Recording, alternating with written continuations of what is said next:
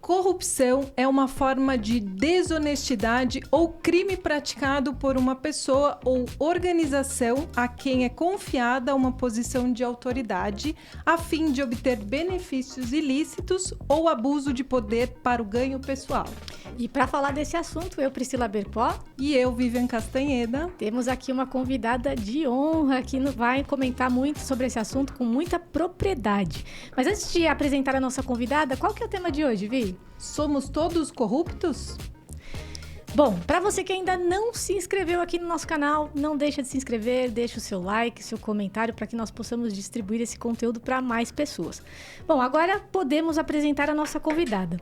Nossa convidada de hoje é Mônica Rosenberg, é advogada formada pela USP, autora do livro Somos Todos Corruptos, pequeno manual do ético chato e uma das fundadoras do Instituto Não Aceito Corrupção. É líder RAPS, Renova BR e Livres e foi 2 vezes candidata a deputada federal. Hoje é diretora jurídica do Lola Brasil e secretária de governança institucional da OAB São Paulo. Seja muito bem-vinda novamente ao Compartilha Cast, Mônica. Prazer é todo meu de estar aqui com vocês e com essa audiência maravilhosa para falar de um assunto que para mim é apaixonante, mas para muita gente é um pouco assustador, né? É muito assustador, né? E eu já quero começar te perguntando como que foi a ideia de escrever esse livro. É assim, todo mundo no Brasil é contra a corrupção. Quando você conversa com as pessoas, ninguém acha bom corrupção. Mas ninguém sabe o que tem que fazer. As pessoas têm a sensação de que não tem como vencer a corrupção, né? A corrupção no Brasil é estrutural, nada que a gente faça vai mudar isso, o sistema está aí e realmente é muito difícil. Então as pessoas, essa sensação de que não tem como vencer e não saberem o caminho, as pessoas largam mão e param de achar importante. E nós precisamos que as pessoas estejam engajadas, porque a mudança não vai acontecer de cima para baixo, tem que vir de baixo para cima. Então eu escrevi um livro que é simples, é um manualzinho muito prático, muito direto, o que cada pessoa na sua individualidade, no seu pequeno universo, pode fazer para combater ou pelo menos reduzir a corrupção no Brasil. Sensacional, porque o que eu percebo mesmo, isso vem mesmo de educação, né? De educação dentro de casa, o quanto a gente observa, né, ao nosso redor, que às vezes você está no trabalho, a pessoa vai lá e pega, talvez, o clips ou o papel, imprime coisas no trabalho. Papel higiênico, tem gente que leva papel higiênico do lugar onde trabalha. E daí acha que tá tudo bem. Então, vamos falar bastante sobre isso. Vamos falar sobre isso. E dentro desse manual, podemos dizer, né, que é um manual de bolso que foi criado por você, Mônica, quando você idealizou, né, quais foram os principais fatores econômicos, sociais, que você considerou que contribuem para esse comportamento corrupto da nossa população, da nossa sociedade? Vamos lá. Antes de eu te falar sobre isso, por que eu fiz um manual? Porque não basta você não ser corrupto, né? Tem aquela coisa, eu não roubo, eu estou fazendo a minha parte. É importante as pessoas entenderem que existem passos, tem coisas que você pode fazer para começar a reduzir a corrupção no seu entorno. Então, esse manual ele é inspirado no Guia Antirracista, da Djamila Ribeiro, que dizia, não basta não ser racista, você tem que ser antirracista. E a ideia aqui é ensinar as pessoas a serem éticos chatos. Aquela pessoa que vai falar, eu sou ético, eu quero ser honesto. Aquela coisa que no Brasil, você ser honesto, você é trouxa, né? O esperto é o cara que burla, é o cara que pratica corrupção. Então, nós temos que começar a pregar a cartilha do honesto, começar a pregar a cartilha do ético chato e da pessoa que fala, isso que você está fazendo está errado, não vamos fazer assim. E aí, respondendo a tua pergunta, são 2 eixos principais. Um é estrutural, o outro é cultural. O que isso quer dizer? Estrutural é um país, um sistema que tem, e a gente pode falar disso daqui a pouco, que tem um desbalanço entre o risco e o benefício de praticar uma corrupção. Ninguém acorda de manhã e fala, vou cometer um crime de corrupção. Isso é pesado, é refletido. A pessoa vai pesar o risco e o que ela ganha de cometer aquela corrupção. No Brasil, por causa da impunidade, o risco é muito baixo. Você sabe que você não vai ser pego e se for pego não vai ter nenhum tipo de sanção, não vai ser preso, não vai ter que devolver o dinheiro. É muito raro quando isso acontece. E no pratinho do benefício, por causa do excesso de burocracia, por causa do excesso de centralização de poder, por causa do excesso de travas que nós temos, as oportunidades são muitas, o benefício é muito alto.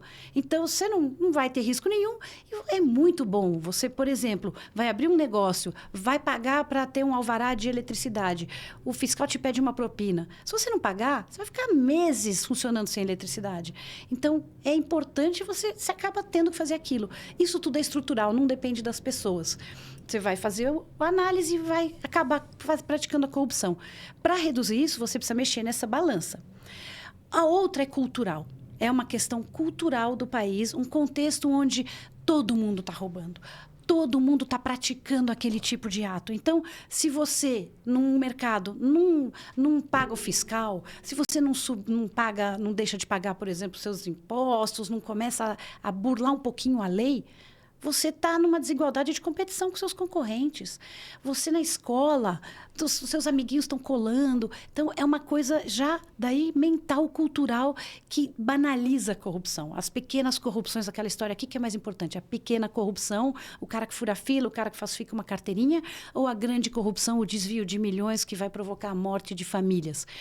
Tudo isso é um contexto cultural de um país e nós temos isso, uma cultura de corrupção. Você precisa quebrar as duas coisas, precisa atuar nas duas frentes. Nossa, é muito desafiador profundo. E muito profundo, mas mexe muito, porque, nossa, como eu me incomodo com muitas coisas e gostaria muito, estou aqui, né, aprendendo com você justamente, e já quero aproveitar e te perguntar como que a gente consegue, através de organizações ou influências, fazer com que isso pare, né, de uma vez por todas, ou minimize, né, seja minimizado todo esse processo. A coisa mais importante que a gente precisa fazer neste momento é entender que quem faz as regras do nosso país é o Congresso Nacional. E quem escolhe o Congresso Nacional somos nós no momento da eleição. E eu te pergunto, você que está assistindo, você lembra em quem você votou para deputado? Provavelmente a resposta é não. Porque a gente discute muito a eleição de presidente, a eleição de governador, a eleição de prefeito. Agora nós vamos ter daqui a pouco a eleição aí nas municipais, eleição de vereador. É muito raro quem escolhe vereador pelas ideias, pela história. Ou conhece alguém, ou, gente... Viu quem no papelzinho nunca... ali, né, Exatamente, que estava foi no indicado. chão, porque falou, meu Deus, quem eu vou votar? Pega ali na porta da escola, né? E eu já fiz isso. Já aconteceu de eu, no caminho da eleição, falar, nossa, eu não pensei... Isso há muitos anos atrás, antes de eu entender a importância do legislativo. E ainda eu tive critério. Eu falei, eu vou escolher uma mulher. E fiquei procurando nos papeizinhos no chão uma mulher. É gravíssimo que a gente esteja nessa situação. Porque o vereador, o deputado estadual, o deputado federal, que pouca gente sabe até a diferença, não é uma escadinha, gente. O vereador não é menor do que o estadual e o deputado federal não é o maior de todos. O vereador é quem está perto da gente no nosso dia a dia. Essas pessoas nos representam, eles têm a nossa voz. Não adianta você manifestar contra o Supremo Tribunal Federal. O judiciário, ele tem que ser cego, surdo e mudo, porque ele não tem que sofrer pressão. Não adianta você manifestar contra o presidente, porque ele apenas vai assinar, ele é o cara que tem a caneta. Quem toma as decisões e quem fala por nós é o legislativo. Quem mais nos representa é o legislativo. E é aquele que a gente menos leva tempo escolhendo. Então, essa inversão que a gente precisa fazer no Brasil, de começar a escolher bem os seus representantes no Congresso, lembrando que o Senado é quem controla o Supremo Tribunal, quem tem poder de, naquele sistema de pesos e contrapesos, né, onde um poder controla o outro, quem controla o STF é o Senado. Então, esse equilíbrio de poderes é que o eleitor precisa entender a sua importância na hora de escolher o legislativo, na hora de votar para deputados. A hora que houver essa consciência e nós começarmos a discutir o que o Congresso faz, começa a mudar a regra do jogo. E aí a gente começa os incentivos que vão reduzir as oportunidades e reduzir a impunidade, aumentando a certeza de punição. A hora que no Brasil você tiver certeza que você é punido por qualquer pequena corrupção que você praticar e você vê que não adianta mais porque houve transparência, houve menos regras, houve menos burocracia, você não precisa mais pagar para poder exercer a sua atividade, a gente muda essa balança e aí começa a cair o nível de corrupção no Brasil. Então, depende apenas da gente, né? Então, é um grande trabalho, mas eu acho que a gente não precisa esperar passar muitos anos. A gente pode começar agora, né? Pode e precisa começar agora, porque de novo, alinhar a expectativa. É um processo de longo prazo. Não adianta falar, eu vou eleger um monte de gente honesta, vou trocar um monte de Zezinho por um monte de Mariazinha e achar que na eleição seguinte vai ter acabado o problema da corrupção no Brasil. É um problema de longuíssimo prazo e é um sistema que você empurra, ele volta. Você empurra um pouco mais, ele volta de novo. Você só não pode soltar, senão vai estourar na nossa cara. E é isso que está acontecendo nesse momento. As pessoas dizendo, corrupção não é importante, rouba mais faz. Antigamente tinha só um lado que falava rouba mais faz, agora os outros também estão falando. E, de repente, isso não é mais importante. E não deveria ser, porque isso deveria ser linha de corte. Ser honesto tinha que ser a base de tudo. Base de tudo. Fica aí discutindo, tal pessoa cometeu crime, tal ex-presidente, eu não vou nem falar qual, porque né, quase Pra todos não dar, cometeram. né? Cometeu crime, não foi crime. A esfera jurídica, se foi crime ou não foi crime, é para os advogados. Nós, como sociedade, temos que julgar. Se houver dúvida de que ele cometeu um crime, nós estamos discutindo se foi ou não foi. Gente, o fato de estarmos discutindo se a atuação da pessoa A ou B foi crime, já significa que essa pessoa não tem que estar na política, não tem que estar decidindo o futuro da nossa nação. Para estar na política tem que ser absolutamente acima de qualquer suspeita, honestíssimo. E aí a gente vai discutir competência técnica, a gente vai discutir posicionamento, a gente vai discutir se ele quer dar um ar mais liberal ou mais controlado para a economia. Mas enquanto a gente ainda está aceitando discutir se é honesto ou não é, aí a gente não faz mudança. Tá errado, né? Com certeza. É muito complexo, profundo o tema, né? Mas é muito bom ter você aqui trazendo essa profundidade, mostrando que, para a nossa audiência aqui, as pessoas precisam ter essa consciência de fato, né? Que isso começa na base, em casa, também na educação, também que se leva para dentro da escola, né? Eu entendo que a educação tem um poder muito forte. E aí, falando disso, de prevenção, Mônica, o que você imagina de passos factíveis de prevenção, tanto local, a nível Brasil e a nível mundial, falando de corrupção em termos gerais? Tem uma frase de um ministro da Suprema Corte Americana que diz: a luz do sol é o melhor desinfetante. Então, para prevenir corrupção, a melhor coisa que você pode fazer é dar transparência. Mas transparência não significa vou criar um portal da transparência onde ninguém entende os dados. Transparência é realmente abrir os números, os critérios, por que foi tomada tal decisão, os resultados, fazer política baseada em dados e evidências, não apenas porque está achando que vai ser isso ou aquilo. Reduzir o número de obstáculos para que o cidadão exerça a sua cidadania, para que o empresário exerça a sua função social de criar emprego, de gerar riqueza. Quando você dá mais transparência e você dá mais liberdade, com responsabilidade sempre, tá? Não estou falando para liberar e virar bagunça. Mas responsabiliza as pessoas. Eu vou te dar liberdade, eu deixo você fazer. Porém, você vai ser punido de forma exemplar quando você fizer errado. Mas deixa fazer, deixa tocar. Tira da mão de um político para decidir. Tira da mão de um político para dar coisas. Deixa o cidadão ir atrás, porque o cidadão sabe ir atrás. Precisamos dar mais educação? Vamos dar mais educação, vamos dar mais formação, vamos dar competências técnicas, ótimo. Mas dá liberdade com responsabilidade, deixa as pessoas crescerem, porque quanto mais você tenta controlar e segurar, mais você está gerando uma situação onde ele vai estar procurando um esqueminha para se livrar. Uhum. E você falando de educação, né? Você acredita que... Porque hoje a gente tem uma educação muito amarrada. Onde que a gente consegue aproveitar e fazer essa transformação e já incluir essa educação para que a gente consiga essa grande transformação? Então, uma coisa é que a gente confunde muito educação e instrução. Uhum. Quando eu falo de educação, eu não estou falando do que está sendo só ensinado na escola. Educação é o exemplo que o pai dá para o filho. Educação é o exemplo que o chefe dá na sua empresa para os seus empregados, para os seus funcionários. Quando ele fala, você precisa cumprir a meta de qualquer jeito, se vira, faz o que for necessário, ele está dizendo para esse funcionário, olha, as leis são... Né, pode deixar plásticas. De lado os valores. Exatamente, né? você precisa pagar Conduta um suborno. ética. Isso também é exemplo. Claro. E o exemplo de um político, de um chefe de Estado, para os seus subordinados hierárquicos e para as pessoas que em geral, têm uma atitude meio, né, de admiração absoluta. O seu político preferido, tudo que ele faz está certo. A gente esquece que esses políticos são nossos funcionários, nós pagamos o salário dessa gente. Tem que parar de chamar de excelência e começar a cobrar. Mas como existe ainda no Brasil essa exaltação, essa admiração total, então o político faz alguma coisa errada, todo mundo se apressa a passar aquele pano e dizer, não, tudo bem, é aceitável. Não, não é aceitável, a gente não tem que aceitar. E todas essas pessoas têm que entender o seu papel, e é isso que está no livro também, Entenda o seu papel. Quem são as pessoas que você influencia? Dê para elas o exemplo certo. Mostre para elas. Eu, na minha casa, meu pai e minha mãe, era uma loucura. Eles eram chatos, ainda são. Com ética, com integridade, assim. Eu tenho exemplos do meu pai, eu pequenininha. O meu pai trabalhava no governo federal e no final do ano chegou em casa uma série de presentes maravilhosos que meu pai devolveu sem abrir. E eu dizia, pai, eu tinha 8 anos, falei, você trabalhou, você merece esses presentes, por que não?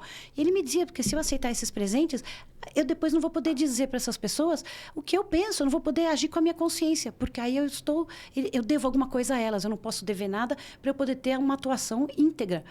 Que talvez fosse até dizer sim para o que essas pessoas queriam, mas ele ia decidir com a consciência dele. Isso é um bom exemplo, isso é você ensinar, isso é educação de ética e de integridade. Que orgulho desse pai, hein? Sim, muito bom, com muito certeza, bom. com certeza. E é o que você comentou, né? É uma base que nasce dentro de casa, ela é continuada na escola e tem que ser para a vida, né? E tem que ser lembrada e reforçada pelos nossos legislativos, pelos políticos. E esse papel que você tem, muito importante, de trazer esse livro, esse manual, né? Eu acho que vai contribuir muito para as pessoas entenderem também o seu papel na sociedade, entender essa responsabilidade de puxar, né, a responsabilidade da ética, da sua decisão, que ao invés de ir lá fazer o gato net da internet, não, vou fazer o negócio direito, vou contratar, não vou fazer a coisa pelo lado mais fácil. Mais fácil né? e mais barato, né? Exatamente. Então, eu acho que é um ponto assim. E tem muito dessa combinação que você falou, né? De ter o equilíbrio com a punição. Porque eu acho que tem que caminhar junto também, né? Claro. Na medida que vai evoluindo esse processo de esclarecimento da população, da sociedade em relação à ética, também deve subir o degrau aí de punições, porque a gente não vê muita coisa acontecer também com aqueles que fazem coisas que a gente fala assim, meu, isso é esdrúxulo e o cara tá lá, né? Então, e aí é importante explicar que quando você fala crescer a punição, é a certeza de punição. Eu sempre bato nessa tecla. Certeza. Não adianta dobrar a pena, não adianta multiplicar por 1000 a pena, porque no Brasil, como nós não temos mais a prisão após condenação em segunda instância, não adianta, a pessoa não vai presa. Ele sabe, se ele tiver um bom advogado, ele vai fazer demorar esse processo durante anos e anos e nunca vai chegar na decisão final. Então, ele não vai cumprir nenhuma pena. E como nós não temos uma pena importante, que é a do repúdio social, a sanção social, o amiguinho na escola que fala, seu pai é bandido, seu pai é corrupto, sua mãe foi pega roubando. O que é menos casos, né? Nós sabemos que a maioria dos casos são homens. Enquanto não houver o repúdio social das pessoas que dizem o que você está fazendo é errado, o que o seu pai fez, seu amigo, seu namorado, está errado, se afaste. Ou até para o colega. Outra coisa, o Brasil é um país onde a gente não gosta de dedo duro, porque teve ditadura. Os estudos mostram que os países que tiveram algum tipo de ditadura rejeitam a denúncia, a delação. O Brasil, o X9 é um ser execrável. Nós temos que aprender, quando você vê um comportamento errado, você não quer denunciar, não vai sacanear o coleguinha, fala com ele, vai lá e fala, cara, isso que você está fazendo está errado, nós estamos roubando a nossa própria empresa, vamos os dois perder o emprego. Dá para conversar de uma forma construtiva, mas não vire a cara, não ignore, não aceitem comportamentos antiéticos, porque isso fortalece uma cultura de corrupção. Mônica, você me fez lembrar que quando eu era criança, a gente estava num supermercado, estava eu, minha mãe, minha irmã, provavelmente meu pai também. Eu era muito pequena, e a minha irmã muito... Porque nós somos 6 anos de diferença, então eu devia ter 7 anos, mais ou menos. E a minha irmã pegou um doce. E quando chegou em casa, minha mãe viu, de onde você tirou esse doce? Daí a minha irmã pegou e, do jeito dela, porque ela era muito pequenininha, pois a gente voltou no supermercado e a minha mãe fez a minha irmã devolver daquele tamanico. Ela devia ter 1 ano e meio, por aí. Nossa. E minha mãe fez ela devolver e ela falou, eu não criei bandido, eu não vou criar bandida. Você vai devolver e vai pedir desculpas, que isso nunca mais vai se repetir. Então, por quê? Porque para ela aquilo era muito importante. E eu agradeço muito a ela ter feito isso, porque isso para a gente foi um grande exemplo. Se tivesse, não, já trouxe mesmo para casa, deixa, provavelmente daqui para frente poderia acontecer outras coisas. E foi o que você disse da forma com seu pai e o que a Pri, né, reforçando tudo isso. E você vê que isso foi uma lição para ela e para você. E para a moça do caixa, sabe? Sim. Isso tem um efeito pedagógico. punição não é importante só para aquele que é punido. Ela tem um efeito para quem está em volta e que sabe que se ele fizer, ele também vai ser punido. Exatamente. Exato. Poxa, ficaríamos aqui falando sobre esse tema, acho que a tarde toda com a Mônica, porque é muito agradável falar. E ela traz essa propriedade, né, do assunto, é muito legal. Pena que, né, a gente tem que seguir para o próximo episódio. Mas, Mônica, antes da gente encerrar, a gente sempre pede para o nosso convidado deixar uma mensagem que a gente possa reforçar tudo que foi falado aqui hoje, né? Reforçar o que a gente gostaria que a nossa audiência pudesse compartilhar, levar para mais pessoas, né? E que seguisse de exemplo também. Exatamente. Né? Perfeito. Eu vou falar uma que eu uso muito e eu gosto, mas ela é sempre impactante. Muita gente se pergunta que mundo estamos deixando para os nossos filhos. Você que está assistindo, certamente já ouviu isso. Que mundo vamos deixar para os nossos filhos? A pergunta que eu te faço é: que filhos você está deixando para o mundo? Porque o mundo inteiro não dá para mudar. Nós não vamos mudar o mundo. Mas se você conseguir mudar os seus filhos, os seus pais, os seus irmãos, os seus vizinhos, os seus amigos, e todo mundo fizer isso, nós teremos um mundo melhor. É bem mais fácil e bem mais efetivo. Sensacional. Olha que mensagem, pessoal. Qual é o filho que você está deixando para esse mundo que nós estamos vivendo? Muito obrigada, Mônica, mais uma vez por estar conosco. Quero que você deixe aqui seus contatos, como que as pessoas podem acessar, comprar. O livro está de graça na internet, eu não quero ganhar dinheiro com ele, eu quero que todo mundo leia, mande para os amigos, para os vizinhos, para os colegas, espalhem para as pessoas poderem entender. Está no site www.somostodoscorruptos, não tem interrogação no link, senão teria, porque não é uma afirmação, é uma pergunta. www.somostodoscorruptos.com.br e o meu Instagram, @MônicaRosenbergSP, vai estar aqui embaixo em algum lugar. Vai. Pode mandar DM que eu respondo, adoro conversar no Instagram. A gente vai deixar, inclusive, nas descrições, né? Na descrição de todas as redes. Muito obrigada. Se você ainda não está inscrito no nosso canal, peço que se inscreva, deixe seu like, deixe seu comentário e compartilhe para que esse episódio possa chegar em mais pessoas. E eu também te agradeço por você estar aqui conosco mais uma vez em mais um episódio. Mônica, mais uma vez, muito obrigada, Pri. Muito obrigada. E até o próximo episódio, pessoal. Até. Tchau, tchau. Obrigada, Muito gente. bom. Muito obrigada. Você